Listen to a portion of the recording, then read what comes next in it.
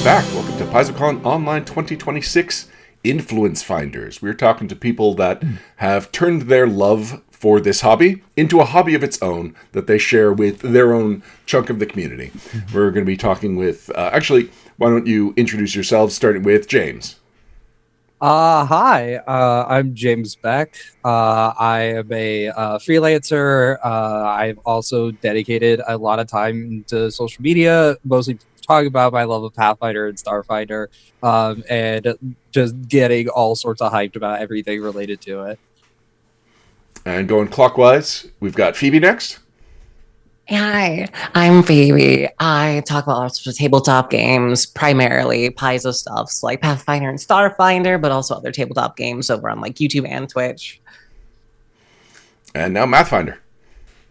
Hey all, I'm Mathfinder. I run the Mathfinder YouTube channel, and I talk mostly about Pathfinder from a math, tactics, optimization perspective, sometimes about other games too. And recently I've also started going out into a little bit of freelance design content, and hopefully we see some more fruits of that soon. And finally, last but not least, Runia.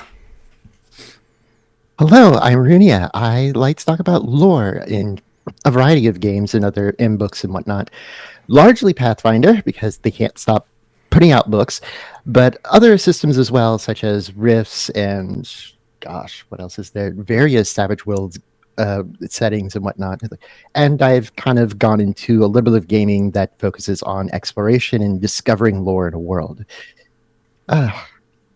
Excellent. Well, thank you all for joining me here. I think one of the most interesting things about the fact that you've all managed to carve your niches in the Pathfinder community is that most of what you do was not something anyone was doing even like 5 or so years ago. So before we start talking about like why you do it, I'm curious, what was it like when you first discovered this part of the hobby? So VTubing, being on YouTube. Actually, Mathfinder, how about we start with you? So what was it like when you first discovered that there were just influencers going on YouTube, sharing their thoughts and passions in the same way you do? So I discovered the YouTube side of the hobby first on the D&D 5th edition side. I'm actually relatively new to Pathfinder. I only joined it at the beginning of 2023 after the whole OGL fiasco. But before that, I just kind of really enjoyed watching optimization content on YouTube. I just really like math, if my name was not a giveaway, and like kind of relating that and applying it to tabletop role-playing games, at the time just D&D, was really fulfilling and fun. And that was kind of the niche I saw, like on the 5e side. That's what I consumed most. And then when I joined Pathfinder, creators like Swing Ripper were what I watched at first, and Ronald the Rules Lawyer, and that eventually inspired me to just get into Pathfinder as well, because that's just the whole channel I was always going through, just math kind of optimization content, first in D&D, then Pathfinder.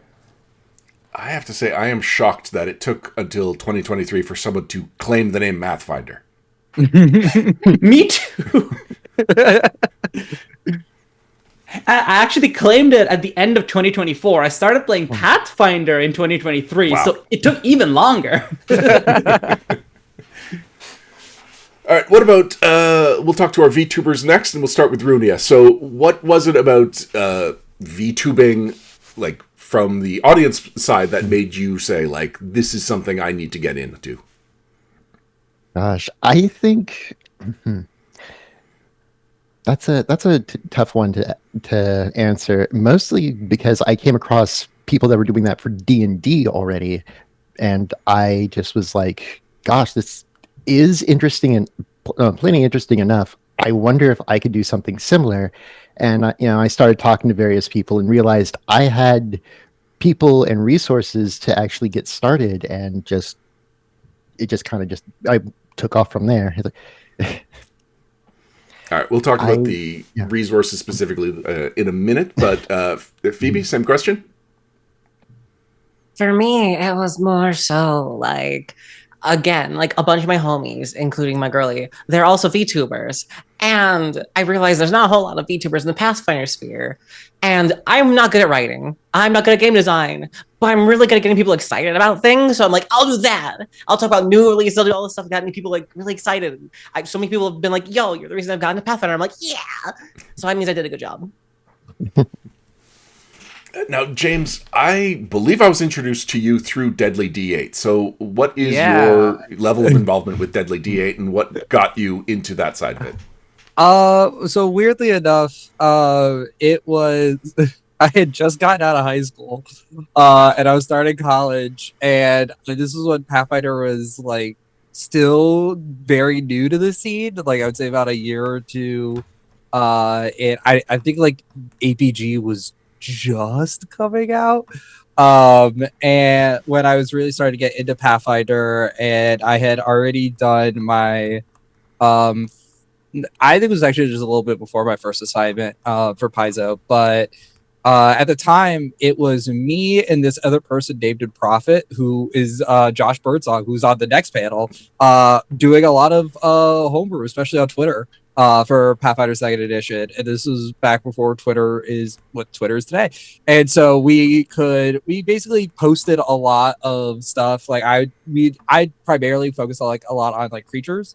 Especially converting those from D&D 5e, because I think D&D 5e has some really fun creatures that just Pathfinder can't touch due to like legal reasons, especially on like Critical Role side. And so I reached out to Known at Ones to get me in contact with Deadly D8, because I was like, there's no way I could work with Known at Ones, because he was so big at the time. I was like, I should go work with Deadly D8 and go, like, I just wanted to chat with him one day. And Eli, who's the head of Deadly D8, he was like, this kid's got some serious passion and won't shut up. We have to go get him somewhere to channel that energy.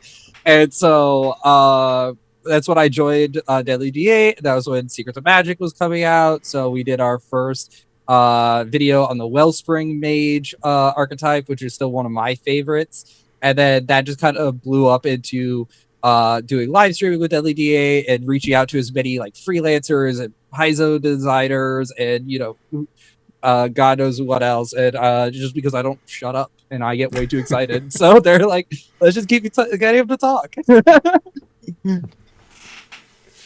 So I just want to point out, chat is full of a bunch of, we get comments when it's a first time comment from somebody in chat.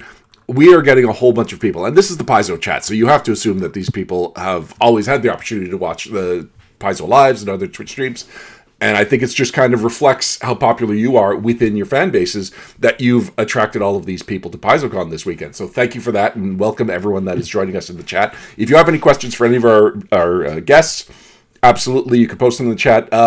If it's a specific question to a specific guest, can you make sure that you preface it with who you are directing the question towards? Because the conversation is moving very quickly, and I don't want to miss the context that's required for you to understand who you're trying to ask.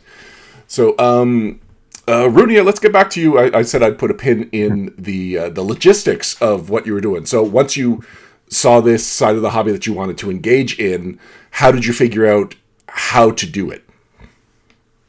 Well, most of it was visual learning in general, just seeing other people do this.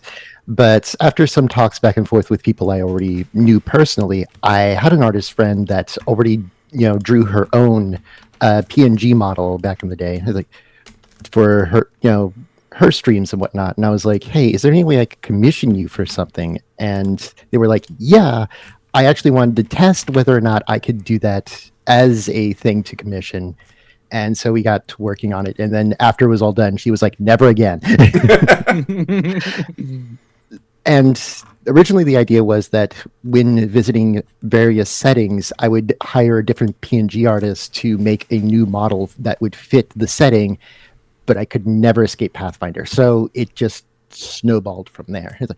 After that, it was a lot of tinkering with stuff like OBS and, finding little tutorials here and there to make things seem, less of a burden for me. It's like, as I was, especially audio. It's like, oh boy, audio.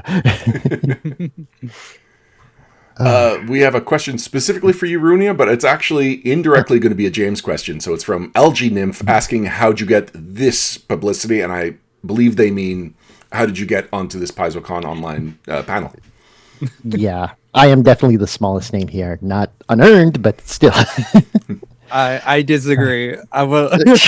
You are all so freaking cool to me. Like when Ryan was like, "Hey, who would you love to be on a panel with?" And I was like, "These names," and I was like, "I need to." You are all so cool. Don't let them put themselves down. They're all incredibly awesome people. I've had a chance to watch or hang out with all. They're all so cool. Yeah, I worked with you before with you wanted me to look over a book on stream once, and I was like, you know what? Sure, why not? It's like, do you want to join in on this? And yeah, it was a lot of fun, and like I still remember that. I was like, All right, we have a couple of questions that just are general questions, and since we haven't really gotten to the the Pathfinder side of what you're all doing, let's go with these. So, XX the Faceless Man asks, "What's your favorite thing in the game?" And Phoebe, I feel like it's been the longest since we've heard from you. So, how about we start with you? My favorite thing in the game. Lore-wise, it's goblins, obviously. How crazy and weird and wacky they are. Listen, okay, hear me out. Like the whole like goblin wars leading into like the whispering tyrant showing up and the goblins helping escort all the humans down into Absalom, and now they just kind of hang out in a flooded theater. That's cool. That's awesome. I love that. And then like gameplay wise, I just really like martial characters that work well and are fun to play out of the box. So, just touching on goblins, I'm going to tell one of my stories in that I was always really against published settings. I always did my own canned settings, and I picked up one of the Pathfinder Chronicles books, which was their campaign setting line, back before they just called it Pathfinder campaign setting, and I got tricked into reading campaign material, and one of the first things I read was the Goblin Songs, which I didn't know was reprinted from Rise of the Rune Lords. And yeah, became obsessed, absolutely thrilled. The whole book, it was Classic Monsters Revisited. The whole book made me realize, like, I have been taking how cool some of these monsters are for granted, and goblins specifically, this is not an original story. A lot of people got into Pathfinder by way of their goblins, and Rise of the Rune Lords, Burnt Offerings, really did goblins a favor of making them just fun and cool, but still scary. And as the campaign's gone on, they've just become deeper and more interesting as an ancestry. So really excited to have a goblin on the panel. Mathfinder, the question was your favorite thing in the game. I've honestly been trying to think of the answer to this since I read it in the chat, and I do not know what my favorite thing in the game is. Right, the first thing that comes to mind is just the Conquering Soldiers spell. It is by far my favorite spell I've ever seen. It's just so fantastic.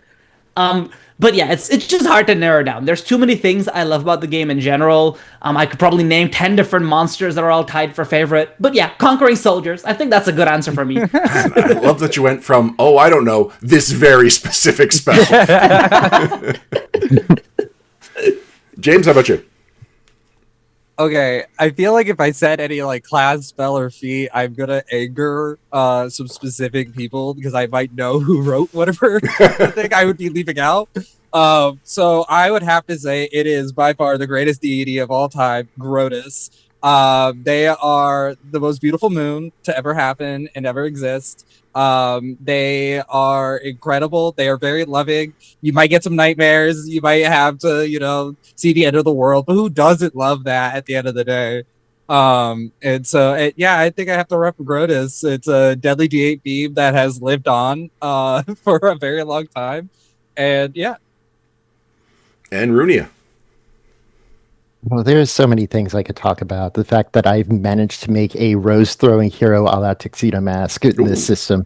But most importantly, I just love some of the nonsense that gets sprinkled throughout the lore, such as Snackery Barkiss from the Firebrand's book, and his ever-famous distraction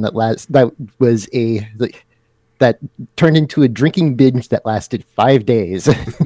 And the list of stuff that happened in the wake of it, topping it off with his death, and then just being like, yeah, no, this is the greatest carouser of all history, as well as the worst firebrand to ever exist. Should we be concerned with how much Pathfinder lore starts with a drinking binge? Yeah. You become a god accidentally once, and all of a sudden, it's a problem. And it always is great whenever I talk to someone about this setting. I'm like, yeah, so there's like 5 gods trapped in the Galarian. Everyone knows the one. We're already 15 minutes into this. We are kind of flying through it. We've got other great questions from chat. I'm going to just take a second to step back and say, when did you discover Pathfinder? So Mathfinder, you kind of already started us with that. So why don't you complete that story?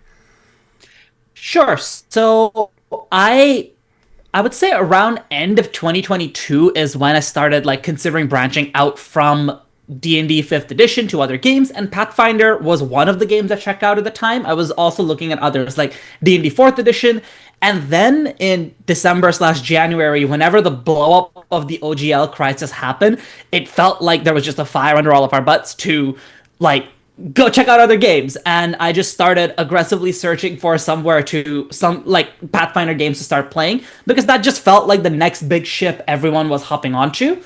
And I immediately fell in love with the game. I think for the first 3-ish months, so from February till April, I probably played 4 sessions a week, much to the dismay of all of my friends who did not see me for 3 straight months. And then slowly leveled out from there and settled into a normal pace of only playing once a week or so. That, like, from a Pathfinder fan's point of view, the OGL crisis was such a wild ride, because it started with, like, this is going to be very bad for Pathfinder.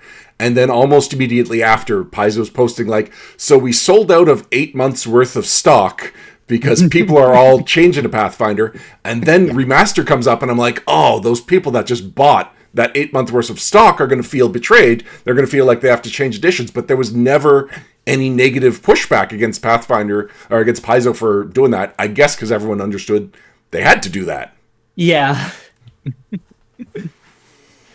Phoebe, how did you discover Pathfinder?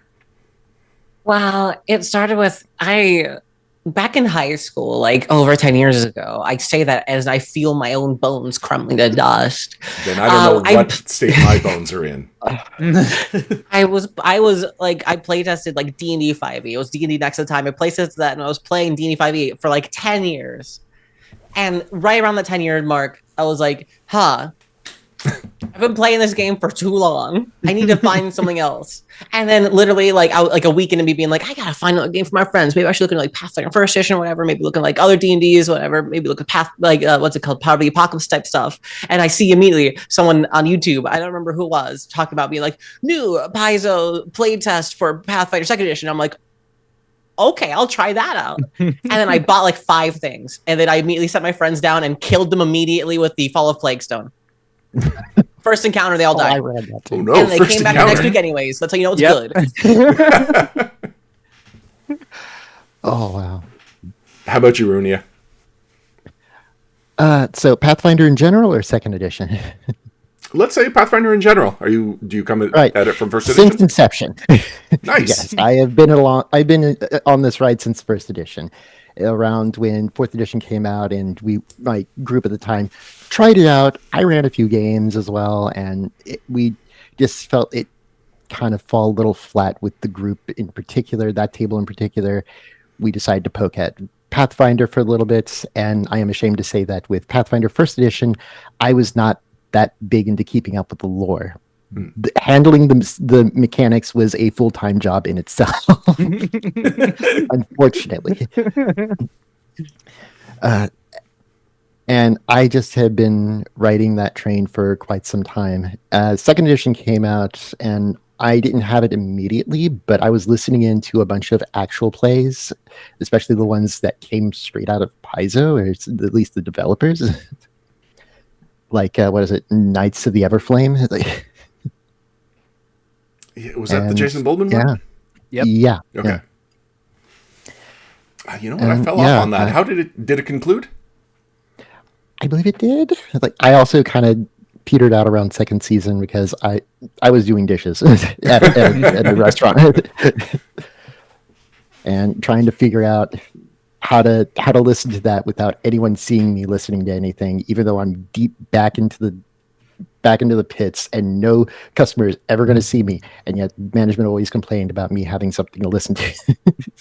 Oh, so I just thought you were Yeah. doing your dishes. So you were working as a dishwasher and passing the time Yeah. with some Pathfinder? Yeah. Oh, that's awesome. Yeah, pretty much. It's like, but yeah, once second edition picked up and I was listening to games that took place in the world, I started to just pick up books and pay attention and actually sit down and pay attention. It's like, and it was great. It's like, And James. Oh, I would love to say also Pathfinder First Edition when it came out, but I was 5 years old. So I shouldn't shake my head. You're allowed to be younger than me. I started getting into Pathfinder in between middle school and high school. This was about when we're in like year 8, year 9 of Pathfinder First Edition, and I was just getting so overwhelmed with the amount of options when booting up like the D20 SRD and Archives of Nethys that when they announced that they're doing second edition, it was a year my dad and I dedicated to go to Gen Con that year to go get the play test and go play as much as we possibly could. And then it officially released in the end of my sophomore year. I remember because I was at an internship when the official book dropped, and I remember dropping all my work and pretending like I wasn't scrolling a PDF in the bathroom, trying to figure out all the changes in between the two games. And then from there, it was just like watching a bunch of YouTubers, and it was watching like so many incredible creators to really get me into the game, and I was writing and then it just like the love kept blossoming from there. Did they find out that you had left the work to go scroll in the bathroom? Thankfully my internship ended about 3 weeks later, so if there was not going to be any consequences, it was very much not going to happen again. All right, Grifter Leader has an interesting question. I'm curious about the answer, but I'm a little worried about that this is not the right format for it. I'm going to ask it, and you'll understand why. What is a good Pathfinder meme you enjoy? So, James, we'll go back with you. Any meme that references a gunslinger using sniper's aim and then seeing the biggest amount of damage you've ever seen in your entire life on a crit, it will make me laugh the entire time. As somebody who loves playing gunslingers, and just like seeing big number with fatal die, I will laugh entirely to those. Phoebe. So that's actually where I got a big chunk of my following when I first started out, was me making a bunch of dumb Pathfinder memes with my own face on it. And I can't talk about most of those memes on like a family-friendly stream. I appreciate it. But like I will never not love like anything I can involve like the weird goblin stuff with, like how strange their heritages are, or like any meme that I see that's using like the unofficial Lancer meme format where it's just cutting and pasting out words from every single book and PDF to make a phrase that's really funny on top of a picture. Love it. Runia? okay, it's one of two things. Everything is Eridan's fault, or Based. anything to do with Baba Yaga and Rasputin must die. Like, that one always throws people for a loop. I remember seeing a particular video where it was like going through the witch patrons, and then it came to that one, and it's like plays all of this Ace Combat music and showing all of these wiki entries of things like, yes, so Rasputin connected the two worlds via Nikola Tesla's technology. Also, trench mist. And Mathfinder? It's the potential man memes, which if you haven't seen, I just sent one in the Twitch chat. So pretty much the opposite of James's favorite memes, ironically. Well, if for anyone who hasn't seen the meme, they're basically just a really verbose way of mocking people who go too much for the crit fishing or like set up turns and like try to get like perfect damage. Hence potential man, because it's all about the potential and they don't actually do anything. Sorry, James. Mathfinder's never GMing for me. He's gonna see me spend 3 turns setting up for 1 strike, and then it'll be all done by the time the other combat's end. Preparatory actions and only that. If you don't mind, I'm actually going to weigh in on this question because for a while, whenever a new book would come out, people would all gravitate towards the same option. And something that came up often was the Aladdin meme of like Apu pulls out a sword. It's like, he's got a sword. We've all got swords. And so it would be like, oh, he's playing a gunslinger. We're all playing gunslingers.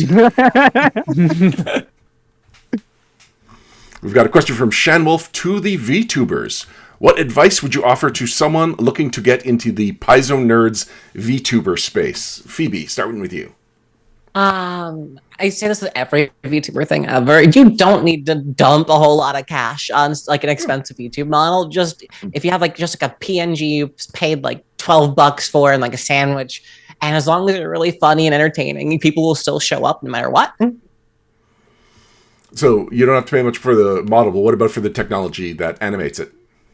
For a lot of those are, if it's not like a full VTuber model like mine, there's stuff that's free out there. There's all free 3D models, stuff like that as well. And honestly, my biggest advice will always be, you don't need to spend like $2,000 like I did on all of my stuff. Oh, I should take some extra. Runia, same question. Same here.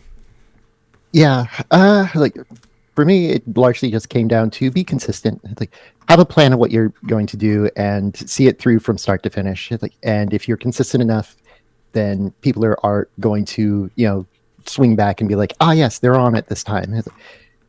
And yeah, definitely be entertaining. Always interact when people want to talk with you, especially if they have questions about something you've just read or, just are we're talking about and are interested to know more.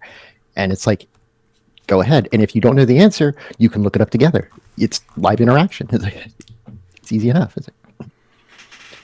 And I'm going to broaden that question, and we'll start with James for this one.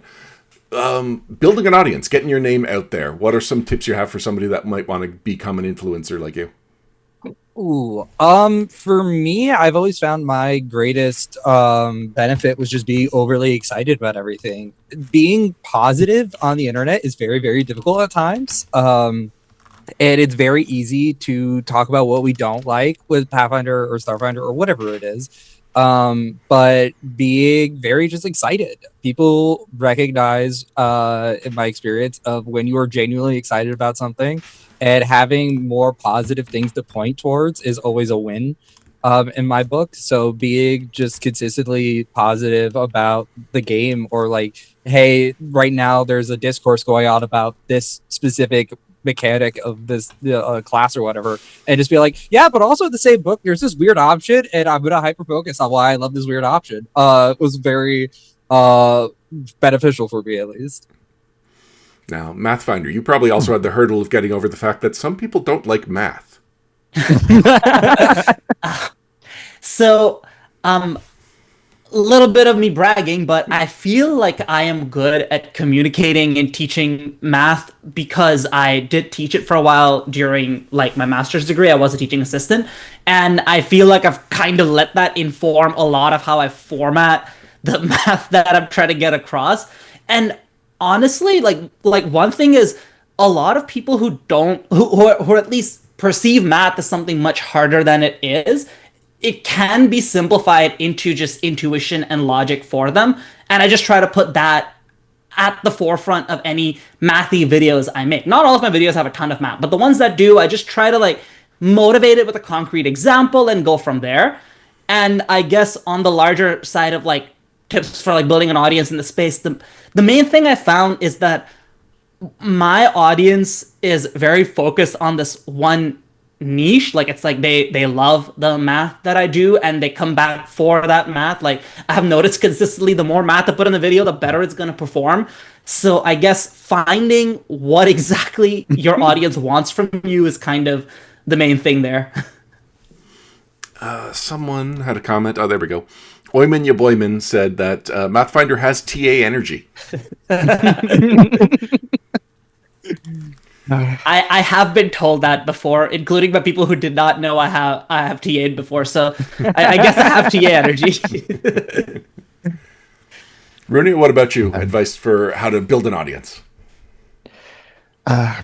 Pretty much as I said before, largely just being consistent, being interactable, either directly or having little things that they can, especially redeems, that lets them poke at you. I have a number of them that are named after Pathfinder spells, especially Electric Arc, which just makes this noise, like this zap noise that is really loud, and it catch my attention and whatnot. Like it also is great when you are able to, gosh, speculate alongside your audience, especially with things like talking about lore and whatnots.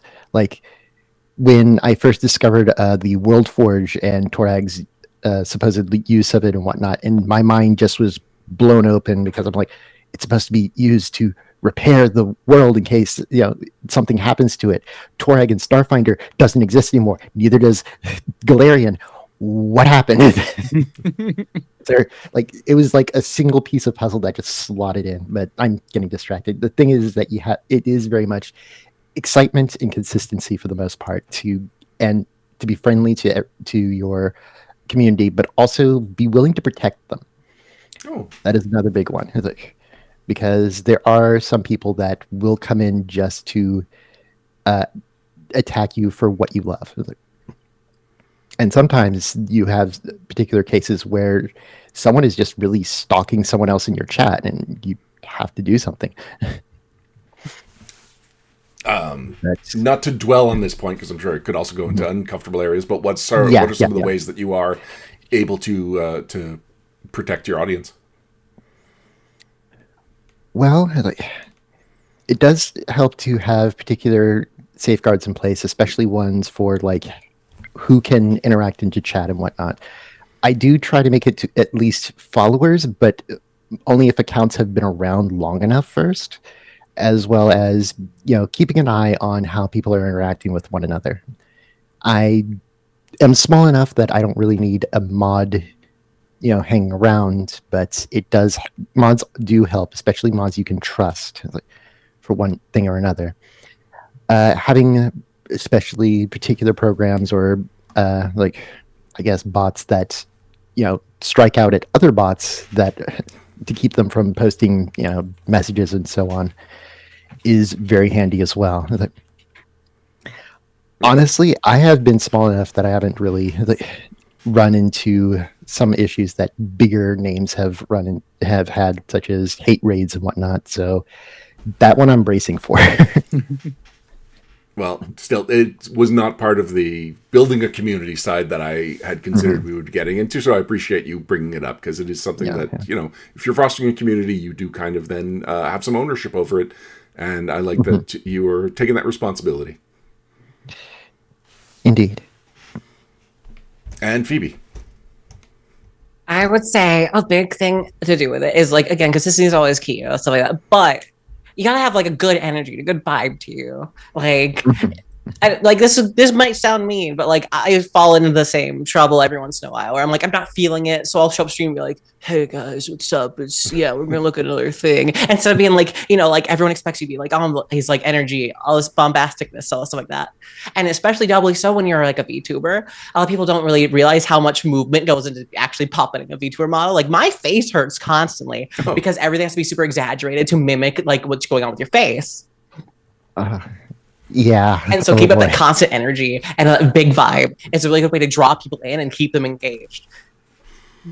All right, we have about 10 minutes left. I have 3 questions. They are all VTuber related. One of them even says question from the non-VTubers, but you'll see where they're going with this. If you were to make a VTube model, what would you do? And so I kind of like that one, because I also think that the VTubers can then lend any assistance into how this would come to be. So, Mathfinder, what kind of VTube model would you make for yourself? I honestly haven't thought about it. I guess maybe the little me with the wizard body that shows up in my video thumbnails. Maybe that. Yeah, that makes sense. You're basically halfway there. Yeah, I guess I have the model. James, how about you? It was something we debated about for a while in Deadly D8, but I would probably say my character from Deadly D8, Osiris. He has been a character I've run with since first edition and has shown up in as many projects as I could throw the character into. So if I could, if I was gonna get into VTubing, that's probably where I'd start. He was just a very fun energy to him. All right, Mathfinder, you have a specific question. Why are so many STEM people in PF2? I can hazard a guess or two for that. It's honestly, one, it is just like mathier than other TTRPGs. So it's definitely like a survivorship bias thing where a lot of people who don't like math wouldn't have gotten deep enough into PF2E to have participated in the community because they probably just bounced off it a long time ago. But also, it's just like STEM tends to have a high concentration of people who socialize in what tends to be more typically more divergent ways and not necessarily the most norm kind of ways. And I just think that those often go hand in hand where it's like niche nerdy hobbies and STEM just they often intermingle a lot. So I think it's a pretty natural way. Like honestly, I'm sure other like from what I've heard, other crunchy TTRPG communities also have a lot of STEM folks, right? Like Lancer, for example, is famous for this, and I'm pretty sure Drawsteel is too because Drawsteel reads like computer code.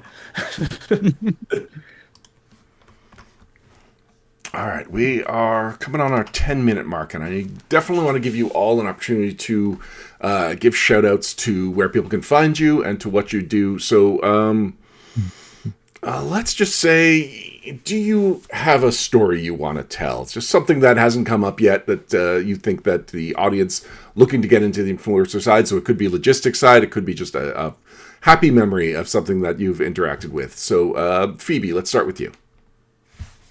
Yeah, so when it comes to like just doing any type of content creation in general, a big thing people will tell you like not to do is like don't look at the numbers, just do what you do, and if like you'll find a following, it'll come to you eventually and stuff like that. And I think that rings true. Like even if people like, because I don't do just tabletop stuff anymore, but I do primarily tabletop stuff. But like my audience has still followed me to that because of like the vibe I bring to stuff, which is a really good thing to happen. And so if you ever feel trapped in a box of like whatever you're trying to do when it comes to content creation, don't feel bad to branch out every now and again. I wouldn't say just immediately do like a big shift because that could completely hemorrhage your audience. But like, don't be afraid to be like, hey guys, hear me out. I've talked about Pathfinder for the last 3 weeks, for the past 5 days a week for 3 weeks. I want to do something different today. And if they really like actually like you and your content, they'll probably stick around for that. So like don't burn yourself out immediately trying to do everything at once, just trying to appease an audience that will probably love you no matter what you do. James? I would just say like what a lot of everybody else said, just like be positive and energetic. I am somebody who just loves talking with people. I try like if anybody's on call with me, something that was supposed to be an hour quickly turns into 2 or 3 as we just don't stop talking. And just being just friendly is probably my biggest advice. People recognize that energy very quickly. And I think it kind of just leads you naturally into like certain places or where you generally kind of want to go, either in life or in the creation space. I think it's pretty universal. Runia, any fun stories you want to share? Gosh, fun stories. I know I met a good friend that through looking at their homebrew class, Hemathergist, when it first released before the remaster happened, and we bonded years since over that. But when they started to remaster the Hematherge, and they gave me a early version of it, like probably like 5 levels of it, and I went through it, and I was like, "Oh, this is actually starting to look really good." And then at the very end, they had left a very special message for me, and I had read it out on stream, and it just left me crying, honestly. Oh. It's great that the thing most important of all is that this is very much a hobby.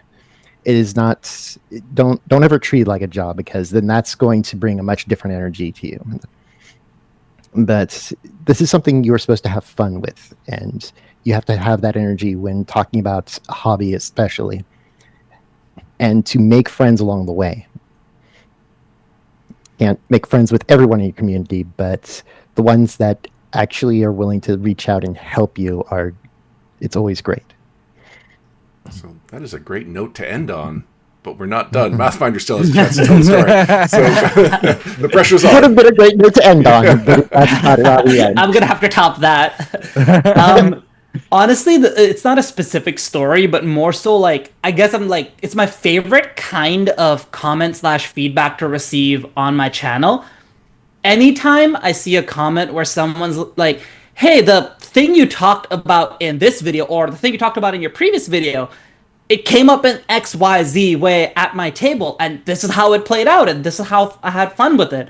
They're by far my favorite type of comment, because it's just like, it kind of makes me feel like what I'm doing actually is worth it, because, oh wow, actually changing people's gameplay at the table. Sometimes I'm like hanging out in the Discord and someone will just ping me and be like, you changed my mind on the Druid class. I'm like, fantastic. That's by far the most fulfilling part of like making content online, and that's kind of like the story that sticks out to me when I think in hindsight of making content.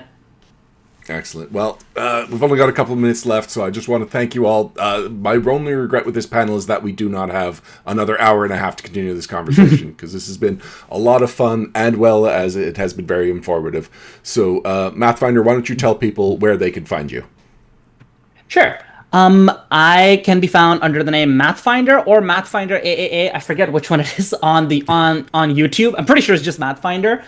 You can also see me on Blue Sky or Discord. Ping me on either of those. I'm always happy to chat. And in the Twitch chat right now, I think he should still be online. I am working with Brian Lane on a freelance project, and it's called Adventures with Emmy. There's a few Blue Sky posts about it. There's a website up. It's gonna be in playtest for a bit, so please make sure to check it out. I'm really excited for when it finally releases a couple years from now. Is this going to be on Infinite? I am not 100% sure the logistics on that. I think it's gonna be its own thing. I don't think it'll be covered under Infinite, but I guess let me just describe it a bit. It's basically it's based on Pathfinder's Math, but it's its own tabletop role-playing game, and it is designed to kind of, every class is like someone from the sciences, STEM. So like there's a mathematician class, there's a computer technician class, etc. And so it's like I'm designing the mathematician class in there, and I'm really excited for when it finally releases. Do they go on adventures? Yes, it's like a typical fantasy, science punk fantasy, I guess I would call it, universe, where it's like you go slay monsters, investigate weird scientific occult phenomena, whichever, like fairly traditional stuff, but all under like a guise of science, I guess. That sounds awesome. All right, Runia, where can people find you? Well, you can find me on both Blue Sky and on Twitch under Runia da Witch. That's D-A instead of T-H-E. Yeah, somebody in chat pointed out that should have been duh, not the, but by then I couldn't have changed it. Sorry about that. Not a problem. But on Twitch, you want to use underscore for spaces. On Blue Sky, you don't need to put any space whatsoever. And otherwise, that's from there. You can also find links to my Discord if you so wish to join there. Ultimately, not going to have too much more than what I usually do, talking about lore and whatnot, occasionally doing an exploration game. I'm in the background, I'm working on a Starlit Sentinel campaign, but that might be a ways out. So yeah, hope to see you all again. James, where can people find you? You can find me at GeekJames503 pretty much everywhere on social media. If you want to keep up on any Pathfinder homebrew, a lot of creatures recently. That is where also some more fun things with Eldritch Osiris Games, which is my workers co-op that I get to work with to publish all the fun Pathfinder and Starfinder stuff. But also go watch all these other people. I watch them all religiously. Anytime there's a new video or stream, and they're all really, really cool. And I'm so grateful to be on this panel. And Phoebe, where can people find you? You can find me everywhere, like literally everywhere: Twitch, Twitter, YouTube, Discord, everything at Phoebe Bane. And I'm currently recording a bunch of videos and trying to revive my YouTube channel. Low-key want to hide like half my old videos because they were very low quality when I first started like 2.5 years ago. And also me and a bunch of homies are getting together and getting our Femme Fables campaign stream game back online again. And if you follow me on Blue Sky, you can see a preview of what my character is, a giant Oni woman. Excellent. Well, thank you all for joining us. Thank you for everyone in chat for joining this conversation. See you soon.